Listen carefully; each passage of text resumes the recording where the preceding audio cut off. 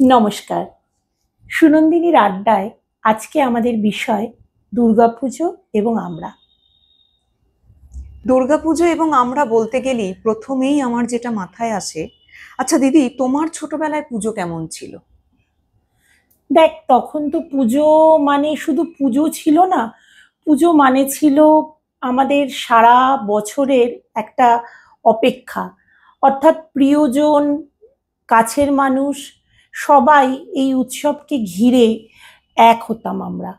মানে পুজো মনে করলেই ওইটাই আমার সবার আগে মনে আসে যে প্রিয়জনদের কাছে পাওয়ার উৎসব ছিল হচ্ছে দুর্গাপুজো।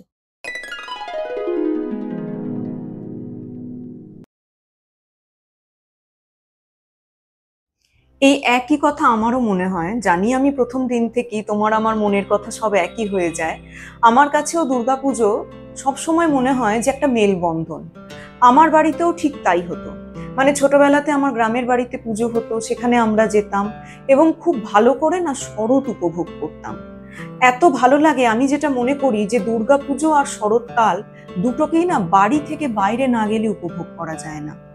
শরতের ওই সুন্দর রোদ, কাশফুল, আকাশের মধ্যে ওই যে সাদা মেঘ, এই সমস্তটাই যেন একটা জীবনের বন্দনা করে। এটাই আমার বারবার মনে হয়। মা দুর্গার এই যে আশা বা পুজো আসছে, মা আসবে, এই যে মনের আনন্দ, এই আনন্দের সত্যিই কোনো তুলনা হয় না। এই আনন্দটা আমরা যারা বাঙালি যারা প্রবাসে থাকি বা সারা পৃথিবীর মধ্যে ছড়িয়ে আছি, তাদের সবার মনটাই কোথাও না কোথাও যেন এক সুরে বেজে ওঠে। তারপর তুমি যখন বড় হলে, তুমি যখন কলেজে ভর্তি হলে বা ইউনিভার্সিটিতে পড়ছো, তখন তোমার জীবনে পুজোটা কেমন ছিল? তখন পুজো মানেই হচ্ছে ঘুরতে যাওয়া।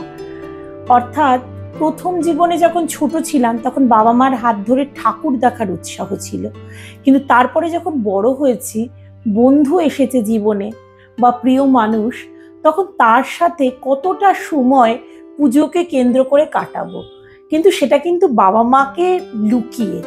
অর্থাৎ পুজো আসা মানেই প্ল্যানিংটা হতো তার অনেক আগে থেকে, যে পুজোর এই 4টে দিন কোথায় কোথায় ঘুরতে যাব। আর আমি যেহেতু মফস্বলে বড় হয়েছি, এখন আর ব্যারাকপুরকে মফস্বল বলা যায় না, কিন্তু আমরা যখন বড় হচ্ছে তখন ব্যারাকপুর মফস্বলই ছিল। সেই মফস্বল থেকে আমি যখন কলকাতা শহরে আমার কাছের মানুষ বা বন্ধুদের সাথে যেতাম, তখন তার একটা আলাদা আনন্দ ছিল। সেই আনন্দটা না সত্যি কোনো কিছু দিয়ে বোঝাতে পারবো না যে কতটা আনন্দ পেয়েছি সেই ঘুরে বেড়ানো, সেই আনন্দের মধ্যে। আমি যখন ছোট ছিলাম, আমরা পুজোর কেনাকাটি করতাম কলকাতা থেকে। তো এই কলকাতা থেকে কেনাকাটি করার সময়তেই দেখতাম চারিদিকে কত ভিড়, চারিদিকে প্যান্ডেল বাঁধা হচ্ছে এবং কোথাও না কোথাও পুজো মানেই নতুন বই, নতুন গান, নতুন সিনেমা, নতুন থিয়েটার, সবকিছু মিলেই একটা জমজমাট ব্যাপার। তারপরে যখন আমিও কলেজে ভর্তি হলাম বা ইউনিভার্সিটিতে পড়লাম, তখন শুরু হয়ে গেল বন্ধুদের সঙ্গে আলোচনা, কে কটা জামা কিনবে, কি করবে না করবে। আসলে আমার মনে হয় এই যে সারা বছর আমরা একরকম ভাবে থাকি, দুর্গাপুজো আসা মানেই না কোথাও সেই রোজকার আমিটাকে আর একটু পরিপাটি করে সাজিয়ে নেওয়া, আবার একটা নতুন জীবনের জন্য তৈরি হওয়া। এই যে পুজো শুরুর আগে আমাদের মায়েদের মধ্যে একটা ব্যস্ততা লেগেই থাকে, বাড়ি ঘর পরিষ্কার করতে হবে, একদম। সবকিছুটাকে ঠিক সময় মতো করতে হবে, বাড়ি ঘর পরিষ্কার করতে হবে, জামা কাপড় রোদে দিতে হবে। এবং আগে যখন আমরা মহিলারা বেশিরভাগ বাড়িতেই থাকতো, তখন তারা নিজেরাই পরিষ্কার করতো। আর এখন কি হয় তুমি বলো? এখন তো অবশ্যই এই মোবাইলের সুফল, যতই লোকে মোবাইলের কুফল বলুক, আমি বলবো এগুলো মোবাইলেরই সুফল। এই যে বিভিন্ন অ্যাপ ঘর পরিষ্কার করার জন্য আমরা এখন পাচ্ছি, অর্থাৎ ঘরে বসে টুক করে আমরা বুক করে নিচ্ছি আমাদের প্রয়োজনীয় সময়ে সেই অ্যাপগুলোতে, এবং তারা এসে আমাদের বাড়ি পরিষ্কার করে দিচ্ছে। এই যে সুযোগ সুবিধাগুলো, এগুলো তো আমাদের মা ঠাকুমারা পাননি, তাদের নিজেদেরই করতে হতো সব কিছু। আমরা কিন্তু এই সুযোগ সুবিধাগুলো পাচ্ছি, এবং এরা কিন্তু শুধু পরিষ্কারটা করে দিয়েই ক্ষান্ত হচ্ছে না, এরা পরবর্তী সময়ে আমাদের ঘরের পর্দা লাগানো এই কাজটাও তারা করে দিচ্ছে। অর্থাৎ পুজোর সময় যে ঘরে নতুন পর্দা লাগায়, বা ধরো পুরনো পর্দাকে আবার পরিষ্কার করে নতুন আরেক সেট পর্দা লাগানোর যে রীতি আমাদের যে চলে আসছে, সব কিছু পরিষ্কার করার যে রীতিটা ছিল, সেটা এখন বিভিন্ন অ্যাপের মাধ্যমে যাদের সুযোগ সুবিধা নেই, যারা নিজেরা করতে পারে না, তারা এই কাজটা সুন্দরভাবে করে দিচ্ছে। আমাকে যেটা বেশি টানে সেটা হচ্ছে পুজো মানেই আলো। এই যে এত আলো চারিদিকে, এত সাজানো, এবং তার সঙ্গে বিজয় দশমীর রাতের ওই মায়া।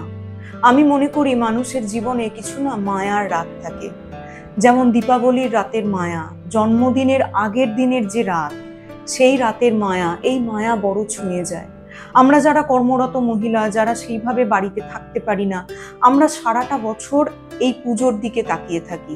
এই যে বিভিন্ন মানুষের সঙ্গে ভাবের আদান প্রদান, কখনো সিনেমা দেখতে যাওয়া, কখনো তাদের সঙ্গে বাড়িতে বসে গল্প করা, বন্ধুদের সঙ্গে দেখা করা, কোথাও না কোথাও একটা 4 দিনের জন্য একটা জীবনেরই সেলিব্রেশন হয়। আর এই দুর্গাপুজোর মধ্যে দিয়ে এখন চারিদিকে এত থিমের ঠাকুরের পুজো। গত 15 বছর আগেও দুর্গাপুজো এত ছিল না। এই যে বিভিন্ন আবাসনে এত পুজো হচ্ছে, আমার মনে হয় মানুষ কোথাও না কোথাও এই পুজো পাঠের মধ্যে দিয়েই না জীবনের আসল মুক্তির রাস্তাটাকে দেখতে পায়। এই যে আগে আমাদের বাড়িতে, আমার নিজের মনে আছে, আমার জেঠিমা খুব ভালো নাড়ু তৈরি করতেন, খুব ভালো নিমকি তৈরি করতেন, এবং পুরোহিত মশাইরা চাইতেন যে মায়ের জন্য কি নাড়ু তৈরি করেছেন। এখনো তারা বলেন, তারা চান। কত মহিলা পুজোর কাজ করেন, এখন মেয়েদের পরিচালিত পুজো কত বেড়েছে।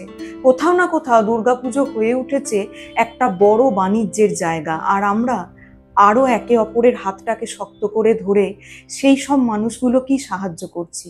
কখনো আমরা সাহায্য করছি গরিবদেরকে, কখনো আমরা সাহায্য করছি আমার বাড়ির পাশের মানুষটাকে। সব মিলিয়ে একটা যেন কোথাও সার্থকভাবে বেঁচে থাকা হচ্ছে আমাদের।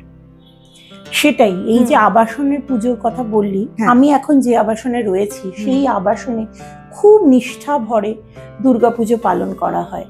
এবং এই যে বাড়ির মহিলাদের কথা বললি, এখানকার যারা মহিলারা আছেন এবং যাদের মধ্যে সব থেকে বড় যেটা আমি দেখি, এই আবাসনটাকে ভালোবেসে এই আবাসনের পুজোটাকে যে চালিয়ে নিয়ে যাওয়ার যে ইচ্ছে, সেটা আমাকে সত্যি প্রথম থেকেই মুগ্ধ করেছিল। এবং এখন আমি এত ঠাকুর দেখতে ভালোবাসতাম, ঘুরতে ভালোবাসতাম, পুজোকে কেন্দ্র করে ভিড় ঠেলে ঠাকুর দেখার উৎসাহ ছিল যেখানে আমার এতটা, সেই আমি এই গত 3 বছর ধরে এই আবাসনে আসার পর আমি কিন্তু এই আবাসন ছেড়ে কোথাও যাই না।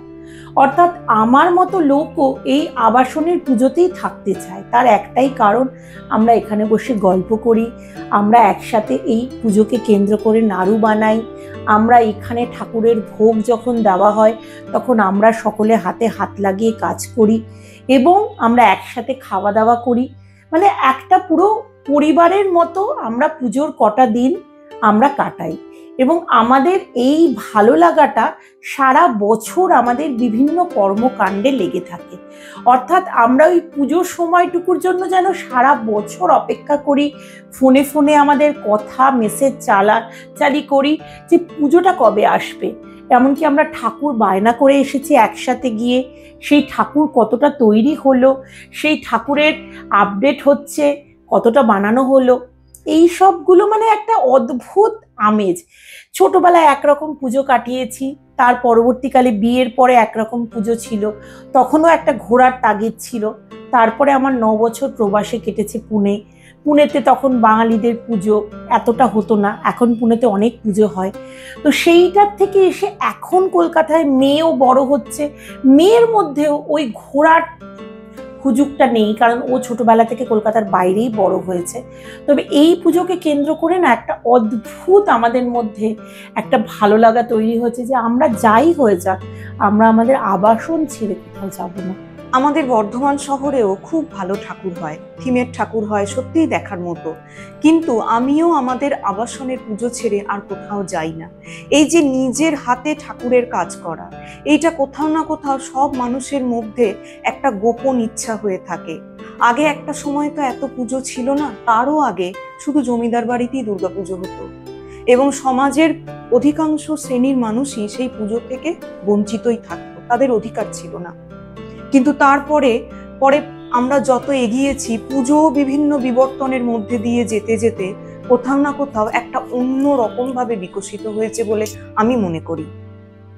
দিনের পর দিন যে গ্লানি নিয়ে আমরা বেঁচে থাকি, কোথাও না কোথাও শরৎকালটাই আমার মনে হয় মানুষকে সেটা থেকে মুক্তি দেয়। পুজোর সঙ্গে এই যে শরতের একটা যোগসূত্র, এটা যেন কোথাও না কোথাও আমার মনে হয় যে ভগবানেরই এটা একটা অসীম কৃপা। আমি দেখেছি বোঝা অনেক হালকা লাগে, এটা আমার ব্যক্তিগত অভিজ্ঞতা, আমি আপনাদের সঙ্গে শেয়ার করছি। অনেক হালকা লাগে। এই যে গ্রীষ্ম, তারপর বর্ষা, তারপর শরৎ, তারপর হেমন্ত, প্রত্যেকটা ঋতুই তো আমাদের জীবনে একটা গভীর প্রভাব ফেলে। আমি এটা খুব ব্যক্তিগতভাবে দেখেছি। আর যেটা ভালো লাগে জানো দিদি, এখন যেটা লক্ষ্য করি, একজন মানুষ না পুজোটাকে কেন্দ্র করে এক একটা জায়গায় আনন্দ খুঁজে নেয়। কেউ আনন্দ খুঁজছে বইয়ের মধ্যে, কেউ আনন্দ খুঁজছে সিনেমায়, কেউ আনন্দ খুঁজছে জামা কাপড়ে, তো কেউ আনন্দ খুঁজছে খাবারে। কোথাও না কোথাও মানুষের সেই বাঁচার একটা আরতি, যে আরো বাঁচবো, আরো এগিয়ে যাব। কারণ প্রত্যেকেই তো আমরা দিনের শেষে কোথাও না কোথাও খুব একা। তাই এইটুকু জীবনের মধ্যে যতটুকু আমরা সেলিব্রেট করে নিতে পারি, আমার মনে হয় আমরা সেই মুহূর্তটাতেই বাঁচি। আর মুহূর্তরা ঋণী থাকে মুহূর্তের কাছে। সকলে খুব আনন্দ করে পুজো কাটান, সকলে ভালো থাকুন, নিরাপদে থাকুন। আপনাদের সঙ্গে আমাদের আবার পরবর্তী আলোচনায় দেখা হবে। কমেন্টে লিখে জানাবেন কে কেমন ভাবে পুজো কাটাচ্ছেন, তাহলে আমরা খুব খুশি হব। আমরা সব কমেন্ট পড়ি, এবং আপনারা যদি আপনাদের মতো করে পুজোর কথা লিখে জানান, তাহলে সেগুলো নিয়েও আমরা ভবিষ্যতে বসে আলোচনা করব।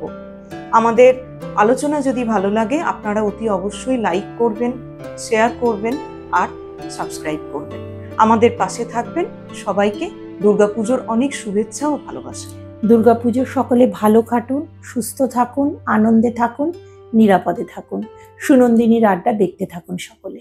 নমস্কার।